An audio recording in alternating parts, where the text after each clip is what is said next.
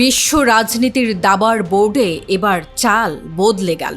Donald Trump বেইজিংয়ে পা রাখার আগেই সেখানে হাজির ইরানের পররাষ্ট্রমন্ত্রী আব্বাস আরাকচি। হরমুজ প্রণালীর অচলাবস্থা আর বিশ্ব অর্থনীতির মন্দা কাটাতে চীন কি তবে হতে যাচ্ছে নতুন ত্রাতা? ট্রাম্পের প্রজেক্ট ফ্রিডম যখন মুখ থুবড়ে পড়ছে, তখন বেইজিং আর তেহরানের এই গোপন মৈত্রী হয়তো ওয়াশিংটনের বিদায় ঘণ্টা বাজিয়ে দিচ্ছে। বুধবার বেইজিংয়ে চীনা পররাষ্ট্রমন্ত্রী ওয়াং ইয়ের সাথে বৈঠকে বসেন আরাকচি, যেখানে মার্কিনীদের সামরিক আগ্রাসনকে সরাসরি অবৈধ ঘোষণা করেছে চীন। একদিকে হোয়াইট হাউস যখন বেইজিংকে চাপ দিচ্ছে ইরানকে দমানোর জন্য, চীন তখন তেহরানকে দিচ্ছে অভয় বাণী। হরমুজ প্রণালী দিয়ে বিশ্বের 1/5 জ্বালানি সরবরাহ নিশ্চিত করতে চীন এখন মধ্যস্থতাকারীর ভূমিকায়।